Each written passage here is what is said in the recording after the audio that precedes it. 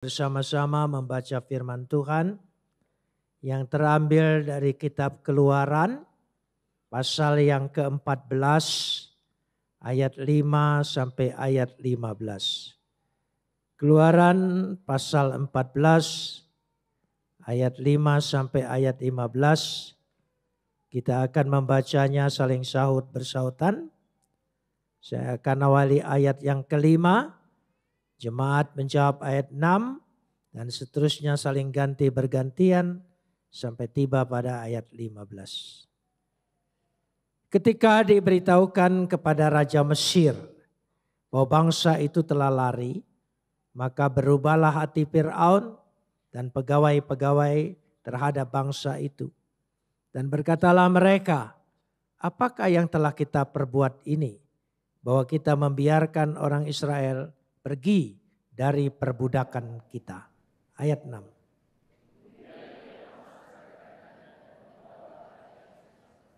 Ia membawa 600 kereta yang terpilih. Ya, segala kereta Mesir, masing-masing lengkap dengan perwiranya.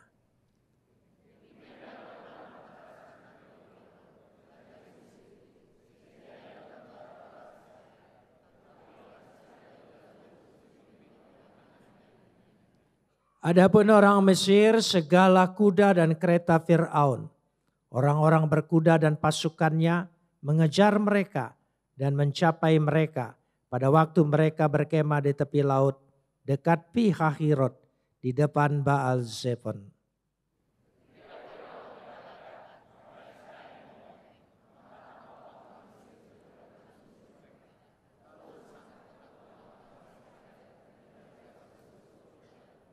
Dan mereka berkata kepada Musa, apa karena tidak ada kuburan di Mesir, bahwa engkau membawa kami untuk mati di padang gurun ini? Apakah yang kau perbuat terhadap kami dengan membawa kami keluar dari Mesir?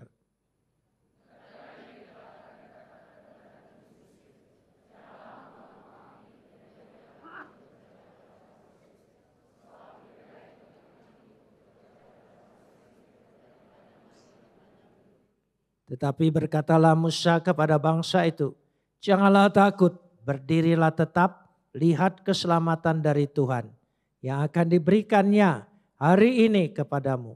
Sebab orang Mesir yang kamu lihat hari ini tidak akan kamu lihat lagi selama-lamanya.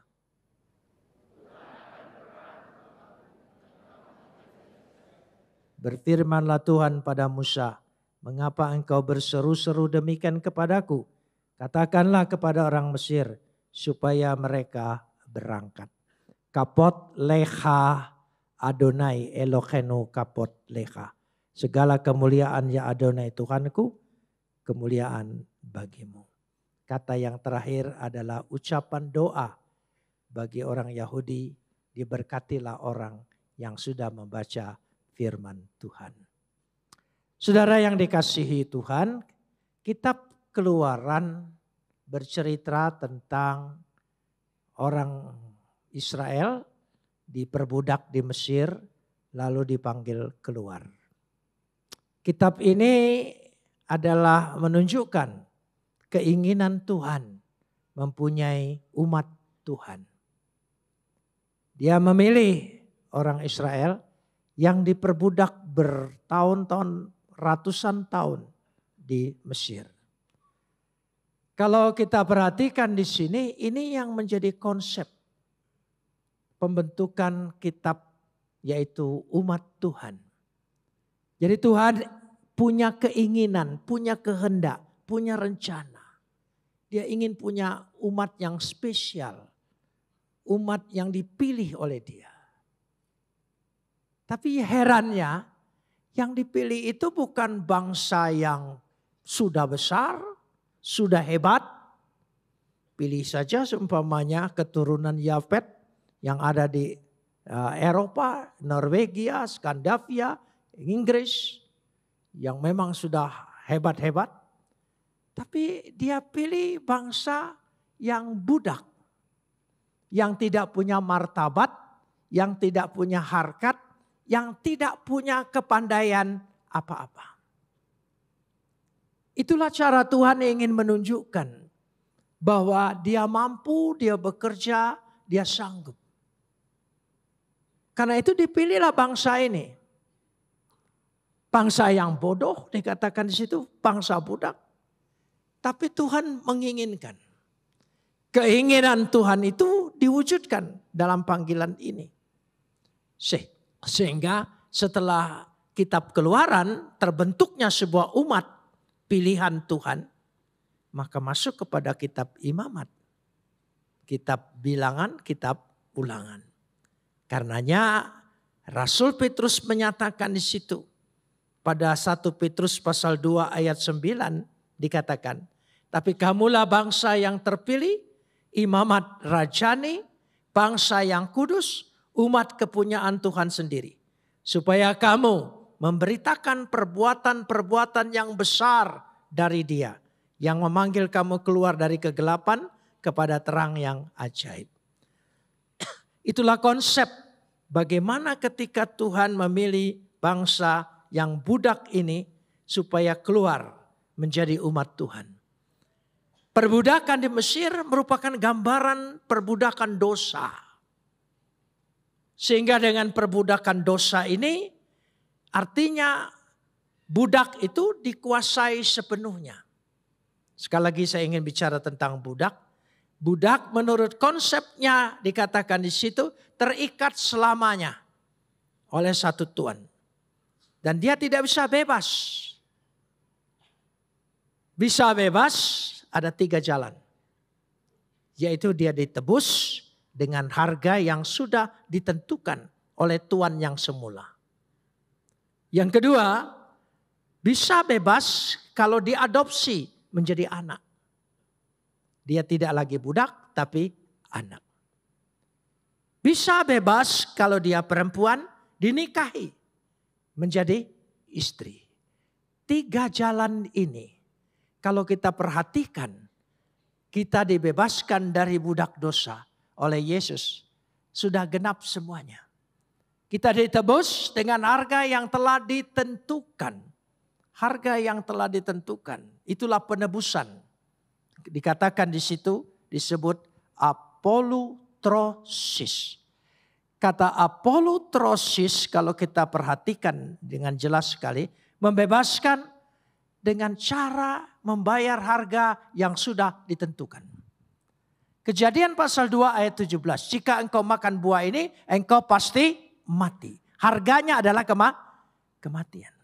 Upah dosa adalah maut. Roma 6 ayat 23. Tapi itu semuanya. Perhatikan saudara. Bahwa mati dan maut. Yesus sudah mati dan menjalani maut untuk menebus kita. Karena itu kita sudah ditebus. Apolutrosis. Penebusan dengan total. Bisa terjadi di dalam kehidupan kita. Sehingga bahwa apa yang terjadi di dalam penebusan ini. Bahwa sungguh-sungguh kita dibebaskan dari dosa kita. Saya ingin tunjukkan. Ketika manusia berdosa, dia diusir dari Taman Eden. Diusir. Siapa yang sanggup membawa kembali ke Taman Eden? Masih ingat ketika Yesus disalib ada 2 penjahat. Yang satu percaya, yang satu tidak. Kepada yang percaya Yesus berkata apa? Hari ini juga engkau bersama-sama dengan aku di Taman Eden. Di Taman Firdaus. Saudara, artinya ketika terusir dari taman itu. Hanya satu yang sanggup membawa kita kembali ke dalam taman itu kembali. Itulah Yesus. Itulah tugasnya. Yesus sudah menebus kita. Membebaskan kita. Kematian sudah dibayar oleh Dia. Maut sudah dijalani oleh Dia. Kita betul-betul mendapat penebusan. Amin. Ya, saya ingin kasih contoh lagi supaya kita mengerti. Kasih Tuhan itu dahsyat dan luar biasa. Itu kasih Tuhan. Kalau kita perhatikan saudara, semua agama, semua keyakinan, semua kepercayaan. Percaya bahwa Tuhan itu baik. Tuhan itu kasih dan sayang. Tuhan itu welas asih. Semua konsep. Tapi itu hanya konsep. ide, hanya catatan kitab suci. Tapi bukan perbuatan. Yesus, Yohanes 3 ayat 16. Karena begitu besar kasih Tuhan akan isi dunia ini. Maka dia mengaruniakan anaknya yang tunggal. Kasih dia dibuktikan oleh perbuatan. Kasih mana yang membuktikan dengan perbuatan? Ayo. Semua berbicara tentang kasih Tuhan. Semua berbicara Tuhan itu pengasih dan penyayang. Tapi tidak ada buktinya Tuhan itu kasih buat saya. Tapi Yesus dia mati buat saya. Menebus dosa saya dan saudara. Itu bukti kasih itu oleh perbuatan. Kalau kasih tanpa perbuatan. Itu gombal saudara. Tidak mungkin. Kasih itu harus disertai dengan perbuatan. Ada yang menjanjikan mencintaimu, mengasihimu. Tapi tidak ada buktinya, tidak ada perbuatannya. Itu bukan kasih. Yesus membuktikan itu. Karena itu kita ditebus, dibebaskan karena kasih Tuhan. Katakan amin. Lalu apa balasan kita? Mengasihi Tuhan. Amin. Mengasihi dia dengan segenap hati, dengan segenap jiwa, dengan segenap akal budi kita mengasihi dia. Tapi kasih bukan omong kosong. Kasih bukan pernyataan. Kasih bukan sekedar ikrar. Kasih itu perbuatan. Saya ingin tunjuk. Ketika orang percaya bahwa Tuhan. Dia ingin mengimani dan percaya Tuhan yang sudah memberikan perintah, hukum, Taurat, hukum agama. Dia ingin mengimani perintah Tuhan itu dengan menjalaninya. Bukan hanya dengan percaya ini hukum Tuhan. Tapi menjalaninya. Bukan hanya percaya ini haram dan halal. Tapi menjalaninya. Itu membuktikan dia percaya. Dia percaya. Saya ingin tanya. Kalau kasih Tuhan sudah mengasihi kita. Dan kita ingin membuktikan kita mengasihi Tuhan. Kalau kita tidak ada buktinya. Masa kalah dengan orang yang percaya. Perhatikan sekali lagi. Saya ingin kasih contoh supaya saudara jelas bahwa mengasihi Tuhan itu lebih hebat, lebih dahsyat, lebih dari segala-galanya. Bukan hanya sekadar slogan percaya lalu sudah santai begitu saja. Tidak. Perhatikan. Banyak orang pas-pasan ekonominya. Boleh dikatakan miskin. Tapi dia berusaha. Bekerja. Dia menabung seumur hidupnya. Untuk dihabiskan. Hanya berangkat 1 kali ziarah ke tanah sucinya. Setelah itu dia miskin kembali. Tetapi tidak apa-apa. Yang penting aku sudah membuktikan. Aku sangat mentaati Tuhan yang aku imani. Lewat perintahnya ini aku jalani. Saudara, dia mau sanggup seperti itu. Kalau kita mengasihi Tuhan, kita tidak bisa membuktikan lebih daripada itu. Bohong. Saudara berkata mengasihi Tuhan. Kasih Tuhan harus dibuktikan dengan perbuatan. Amin. Dibuktikan. Kalau sekedar perpuluhan, itu baru hukum Tuhan. Belum kasih Tuhan. Perpuluhan itu hukum Tuhan. Orang yang mengasihi Tuhan harus lebih dari itu. Amin. Ya. Kalau standarnya seperti ini. Saya ingin bicara supaya kita sungguh-sungguh membuktikan bahwa kita mengasihi Tuhan. Bukan hanya main-main. Coba ibu-ibu. Dia mengasihi sekali. Dia mau menyerahkan dirinya. Mengikrarkan seumur hidup. Buat laki-laki yang dia percayai mencintai dia. Dia buktikan. Kadang-kadang ibu-ibu boleh dikatakan. Bekerja lebih daripada pembantu loh. Tapi dia tidak merasa bahwa dia pembantu. Kenapa? Karena dia mengasihi keluarganya kan. Mengasihi anak-anaknya. Dia buktikan itu. Saya lihat banyak sekali. Dari pengalaman saya maupun melihat yang lain. Ibu-ibu kalau sakit. Ya, sakit apapun juga dia tetap berusaha untuk melihat. Suaminya, anaknya makan beres atau tidak. Ya, dia berusaha bangun untuk melihat. Bapak-bapak kalau sakit terkapar langsung seharian. Tidak bangun-bangun, dia tidak peduli yang lain sudah makan atau tidak. Itu bukti kasih. Makanya ada dua wanita keramat dalam hidupmu. Ibumu dan istrimu. Hati-hati, itu wanita keramat. Tidak usah pergi ke kuburan keramat. Ya, di rumahmu ada dua wanita keramat. Ibumu dan istrimu. Itu keramat, saudara. Karena dia betul-betul 9 bulan 10 hari dia mengandung. Ya, tidak pernah ada ibu mengandung dan mungkin tidak bisa. Ketika dia mengandung dia berkata, capek taruh dulu. Gak bisa. Dia bawa terus. Dalam suka dukanya, apalagi ketika mengandung dia dikhianati oleh orang yang mengasihi dia. Sakitnya itu. Bukan hanya di sini. Di perutnya juga ikut sakit, di kandungan, di rahimnya. Kenapa wanita tulangnya gampang sekali keropos?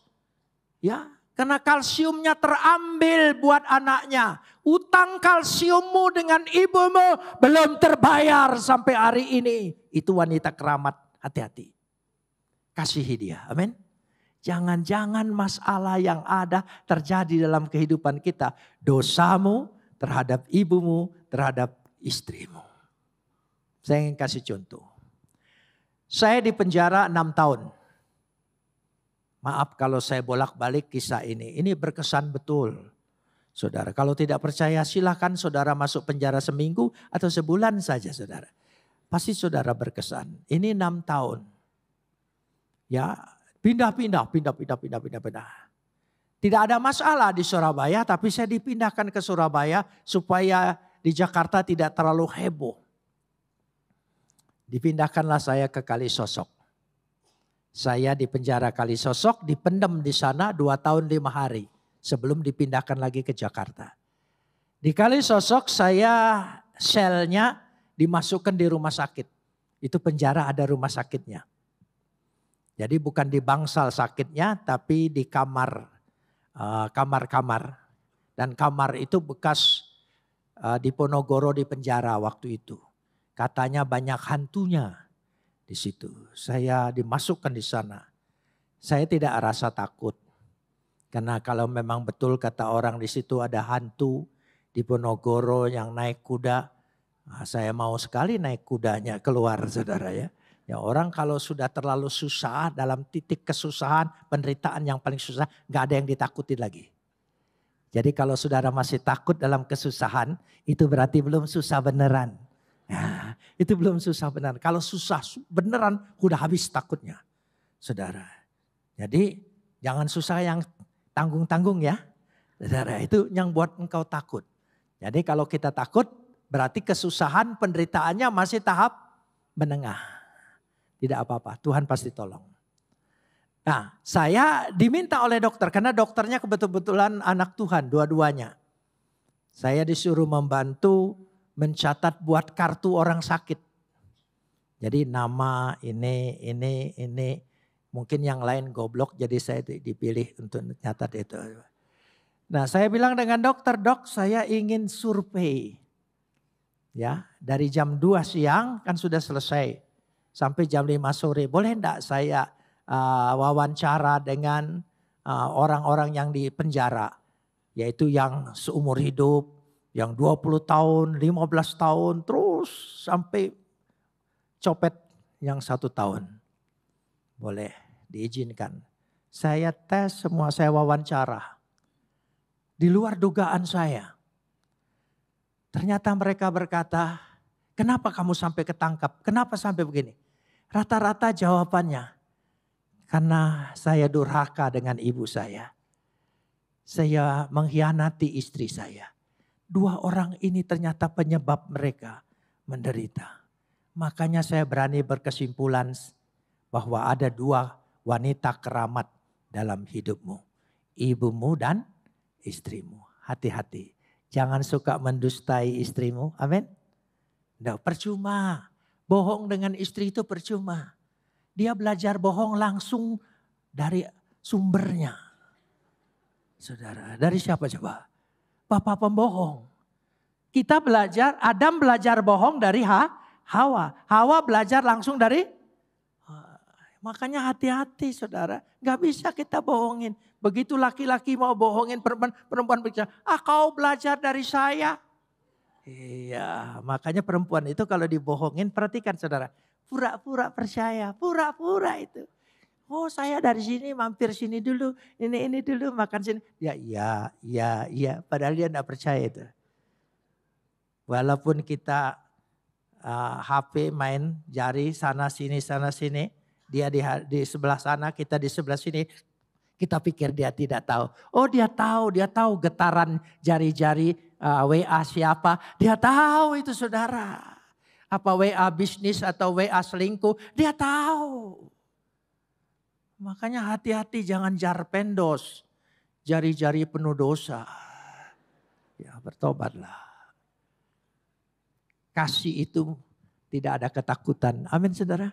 Kenapa kasih tidak ada ketakutan? Mencintai lebih dari segala-galanya. Saudara mengasihi Tuhan? Buktikan. Amin. Buktikan kita mengasihi. Yang kedua dikatakan di situ adalah harizomai. Kata harizomai itu diampuni. Ya, diberikan anugerah, dianugerahkan. Berdasarkan yang berkuasa untuk menghukum. Jadi dia harus dihukum tapi dia ampuni. Bukan diampuni oleh pihak lain. Diampuni pihak yang seharusnya menghukumnya. Upah dosa adalah maut. Dia ampuni itu. Kita sudah diberikan itu. Yang ketiga adalah aphesis. Aphesis adalah membebaskan. Ya, artinya mengampuni, membebaskan atau membatalkan hukuman itu. Masih ingat ketika Yesus berbicara dengan perempuan yang ketangkap basah? Ya. Lalu Yesus berkata, "Pergilah, dosamu sudah diampuni." Itulah pengampunan karena dia punya hak untuk itu. Yang keempat adalah hilasterion, pendamaian atau pengalihan atau dialihkan. Artinya semestinya kita menerima hukuman maut, hukuman mati dialihkan kepada Yesus yang sanggup menanggung hukuman itu. Sehingga betul-betul kita dibebaskan karena pekerjaan Tuhan. Kita masuk sekarang pada ayat pembahasan. Itu tadi baru pembukaan. Ya saudara, kita masuk sekarang pada pasal 14 ayat yang kelima. Ketika diberitahu kepada Raja Mesir bahwa bangsa itu telah lari, tolong sambung, maka apa? Berubahlah hati Firaun. Berubah hati. Mengapa Tuhan izinkan? Bahkan Tuhan bukan tambah berubah, mengeraskan hatinya. Berubah. Tapi kata berubah di sini memakai kata hafak. Hafak. Berubah ke arah negatif. Dari baik menjadi jahat. Kalau dari jahat menjadi baik, bahasa Ibraninya beda. Bukan hafak, tapi naham. Mengapa Tuhan ubah? Tuhan punya rencana. Tuhan punya kehendak. Sehingga ketika Firaun ya dengan tentaranya ayat 6 dan 7 mengejar orang-orang Israel. Ya, dia mengejar. Dia bawa semua besertanya. Kita perhatikan di sini. Kemudian ia memasang keretanya, membawa rakyatnya serta membawa 600 kereta perang yang terpilih, yang termodern. Segala kereta Mesir, masing-masing lengkap dengan perwiranya. Dikatakan di situ tentara khusus Amo. Amo itu berarti tentara pilihan, pasukan khusus. Kalau tentara biasa bahasa Ibraninya Safak. Kalau Amo itu berarti orang-orang pilihan. Orang-orang memang betul-betul pasukan hebat. Mengejar budak. Mengejar orang tidak berdaya. Mengapa Tuhan izinkan itu? Tuhan ingin menunjukkan, aku berkuasa lebih dari segala-galanya. Jangan takut, amin. Tidak ada yang lebih hebat.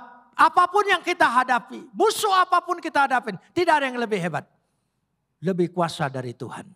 Tuhan lebih berkuasa segala-galanya. Amin. Jelas dikatakan di situ. Musuh yang mengancam. Membawa segala kereta perangnya. Kereta-kereta pilihan. Sebab disebut lakah amo. Tapi semua ayat 8 dan 9. Semua berada di bawah kendali Tuhan. Semua berada di bawah kendali Tuhan. Ya, Tuhan membiarkan terjadi. Saudara, begini. Kita aplikasikan. Jika ada masalah dalam hidupmu, problem, penderitaan, dan seolah-olah engkau tidak sanggup. Begitu besar beban itu kita harus pikul. Kenapa Tuhan izinkan? Tidak ada kuasa yang tidak berada di bawah kendali Tuhan. Katakan dengan semua masalah, persoalan dalam hidupmu, semua berada di bawah kendali Tuhan. Dia mampu mengalahkan segala-galanya. Tapi kalau Tuhan izinkan, Tuhan izinkan. Tuhan ingin menunjukkan kepadaku sesuatu yang lebih besar lagi. Lebih dahsyat lagi. Lebih hebat lagi. Saudara ingin melihat perbuatan Tuhan yang besar? Amin. Bukankah tadi dikatakan dalam 1 Petrus? Ya, engkau dipilih untuk menjadi umat Tuhan. Untuk menceritakan perbuatan Tuhan yang ajaib. Amin. Ya, kita harus menghadapi sesuatu yang dahsyat sekali. Tuhan izinkan itu semua. Supaya dengan jalan demikian kita bisa melihat di bawah kendali Tuhan. Kita langsung sekarang pada ayat yang ke-10. Ayat 10. Ketika Fir'aun telah dekat. Tolong sambung. Sampai situ dulu. Ketika Fir'aun telah dekat. Orang Israel menoleh. Maka tampaklah orang Mesir bergerak apa? Ini bahasa aslinya bagus sekali. Saya senang sekali. Higrib sudah dekat. Ya, sudah dekat. Kenapa dia sudah dekat? Ya, karena dia menoleh. Menoleh. Musuh jadi Higrib. Kelihatannya Nosea, menyusul. Saya pelan-pelan supaya kita lihat. Ini musuh mengejar. Kenapa menjadi musuh itu kelihatan lebih dekat? Karena menoleh. Begitu menoleh, maka dia kelihatan lebih dekat. Tapi kalau dia tidak menoleh, sebetulnya jauh. Kesalahan kita selalu kita ingin menoleh. Menoleh masa lalumu, menoleh kegagalanmu. Kita noleh terus sehingga kita seolah-olah kita tidak bisa bergerak. Kita tidak bisa berbuat. Kita tidak bisa berhasil. Kita tidak bisa melangkah. Itu karena kita menoleh terus. Jangan menoleh. Gagal boleh. Berantakan boleh. Di belakangmu. Harapan kita di depan kita. Katakan amin. Di depan. Jangan menoleh. Dia tidak akan menguatkan imanmu. Dia melemahkan engkau. Dia menawan engkau. Dia membuat engkau kakimu berat untuk tidak melangkah. Engkau akan dikuasai ketakutan. Ini salah satu kita belajar. Bangsa Israel. Ya memang itu. Nanti Tuhan akan bicara. Urusan belakang urusanku. Aku akan menggantikan engkau berperang. Yang penting engkau maju. Amin. Itu. Kita ingin nolong Tuhan. Repot-repot. Tuhan itu lebih besar. Saudara lihat mujizat Tuhan di depan. Jangan di belakang. Amin. Kalau di belakang selalu saudara tanya kapan. Kok itu lebih besar, lebih hebat, lebih segalanya. Karena itu perhatikan yang ayat yang ke-10. Masih ayat 10. Ya, lalu sangat ketakutanlah orang Israel dan mereka berseru-seru kepada Tuhan. Mereka bukan berdoa, mereka bersungut-sungut, mereka teriak-teriak ketakutan. Mestinya mereka berdoa, makanya ditegur. Kenapa engkau berseru-seru demikian? Kenapa engkau seperti ketakutan demikian? Bukankah aku berkata, aku akan menggantikan engkau berperang melawan itu semua. Tuhan akan gantikan itu. Sehingga dikatakan mereka sangat ketakutan. Mereka berseru-seru dalam ketakutan seperti itu. Lalu kepanikan muncul. Mulai panik. Perhatikan ayat 11 dan 12. Kalau sudah panik, bersungut-sungut, saling menyalahkan. Mulai cari-cari kambing hitam. Ya, begitu juga di keluarga. Kalau keluarga kita menghadapi banyak masalah, lalu mulai kita katakan itulah kau. Kamu tidak dengar omongan saya 2 hari dulu sudah nasihati. Jangan percaya orang itu, jangan berteman dengan orang itu. Tapi kamu masih bandel, terus saja. Ya, gak usah. Lebih baik berdoa. Pasti beroleh jalan keluar, amin. Sudah, semua orang pernah salah dalam melangkah. Karena kita ini belum punya pengalaman hidup. Kecuali engkau inkarnasi yang pernah hidup. Tidak apa-apa. Kita kan belum punya pengalaman. Ya. Setiap tahun umurmu tambah, pengalaman belum lagi. Belum. Saya belum pernah merasakan umur 80. Tapi saya sedang menjalani umur 77. Ya, nanti belum. Yang belum. Pasti ada sesuatu. Karena itu kita serahkan pada Tuhan. Supaya Tuhan menolong kita. Sekali-kali. Bersungut-sungut, saling menyalahkan dalam keluarga. Jika terjadi masalah dalam keluargamu, usahamu, mata pencarianmu tidak memberikan jalan keluar. Malahan semua ingin saling menyalahkan. Amin. Mari kita sungguh-sungguh supaya tidak saling menyalahkan. Berdoa bersama-sama. Tuhan pasti berkati. Itu tadi. Tapi ngaku. Jangan bohongin istrimu. Amin. Itu penting, itu wanita keramat. Sebab firman Tuhan jadi manusia dilahirkan oleh seorang wanita, bukan laki-laki. Ya, Maria namanya. Itu firman Tuhan. Jadi mulai hari ini, kalau siang ini saudara merasa durhaka dengan orang tuamu, minta maaf dengan ibumu. Amin. Ya, pegang tangannya, cium dia, maafkan saya. Amin. Ya, istri-istri maafkan suamimu, bilang, saya selama ini bohongin kamu. Ternyata uang yang di sana tidak saya kirim ke sana, tapi kirim ke tempat lain. Berani ngaku? Jujur. Pasti diberkati. Saudara ingin diberkati? Ya, ambil langkah itu, jangan takut. Terjadi pergolakan pertama, enggak apa-apa. Itu reaksi, emosi, itu biasanya seperti itu. Tapi lama-lama percayalah.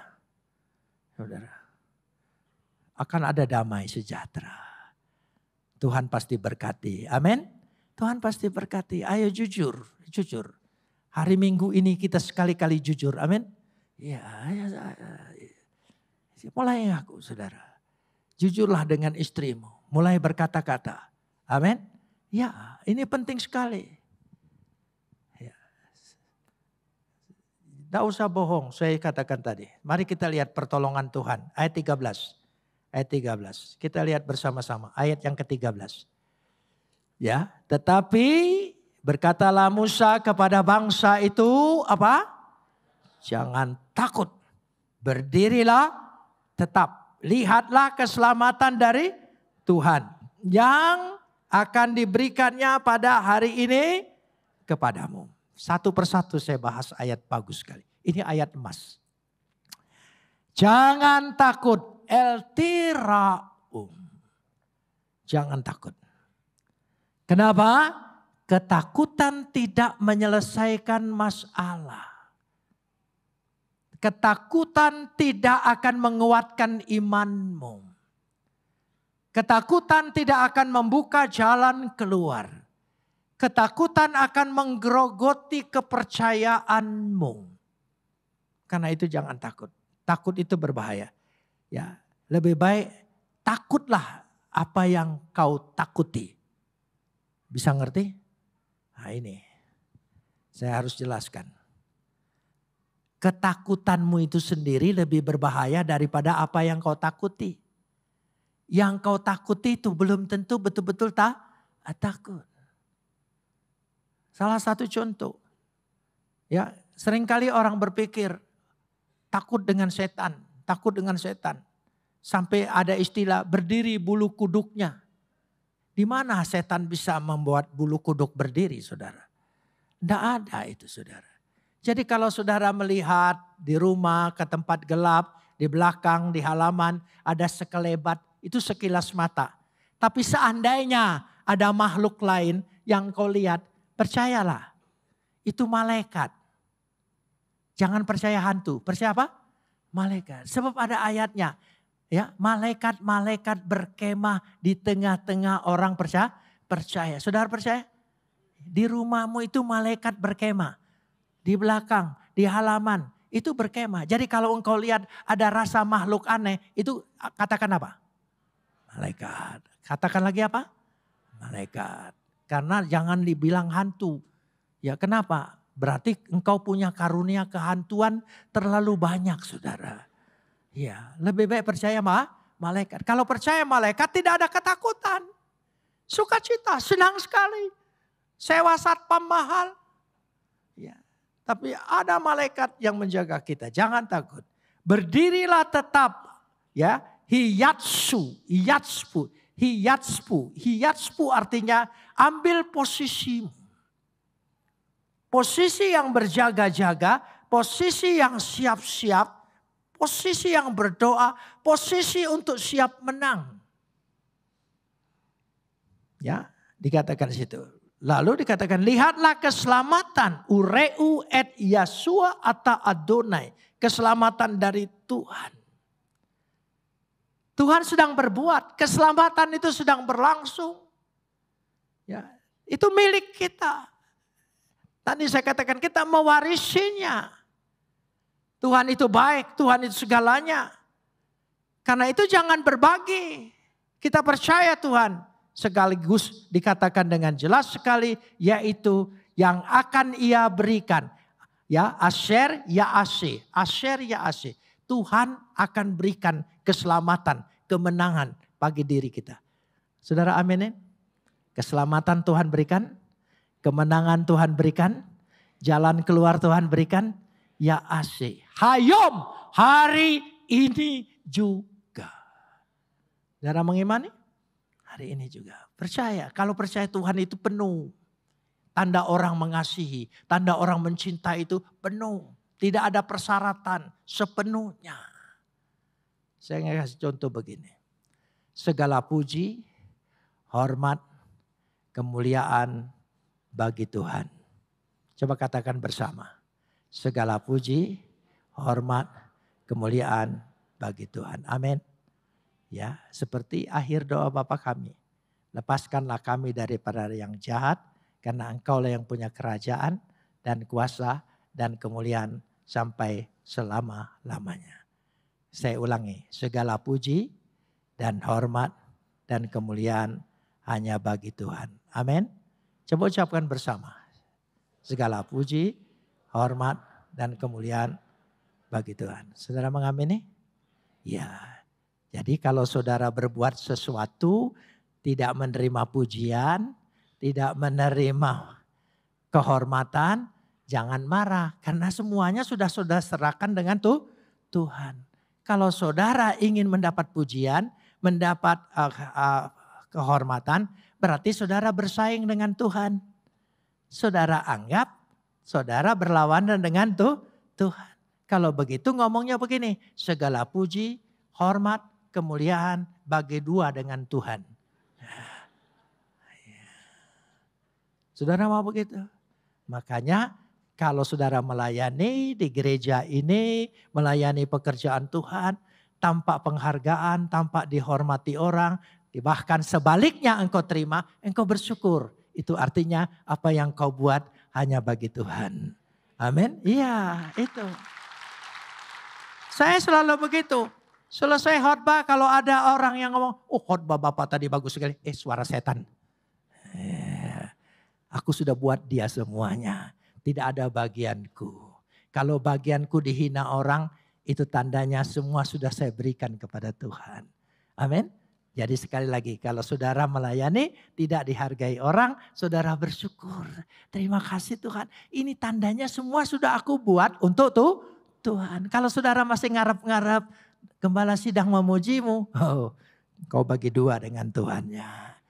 Nah, jadi segala sesuatu hanya bagi dia, kepadanya. Lahem hayom, hari ini juga. Karena itu ayat 14, kita lanjutkan ayat 14. Mari kita masuk pada ayat yang ke-14. Ya, ayat 14. Tuhan akan berperang untuk kamu. Tolong sambung. Coba perhatikan benar-benar. Tuhan akan berperang untuk kamu. Dan kamu diam saja. Nah, lanjutkan ayat 15. Coba mulai kita berpikir. Berfirmanlah Tuhan kepada Musa. Mengapa engkau berseru-seru demikian kepadaku? Katakanlah kepada orang Israel. Katanya suruh diam. Kemudian suruh berangkat. Yang mana ini? Maksudnya diam urusan belakang. Makanya jangan menoleh, jangan segala itu. Urusan belakang kamu diam saja. Aku akan mengganti engkau untuk berperang. Yang di belakang Tuhan bereskan. Yang penting engkau melangkah maju, bergerak ke depan. Ambil masa depan bagimu. Katakan amin. Itu maksudnya. Diam urusan belakang. Tidak usah noleh-noleh. Amin. Tuhan bereskan itu semua. Ya, pergi. Bergerak, maju. Saudara mengamini ayat ini? Ya, ini menjadi bagian kita. Apapun masalahmu, apapun persoalanmu, jangan takut. Tuhan berkati kita. Mari kita berdoa.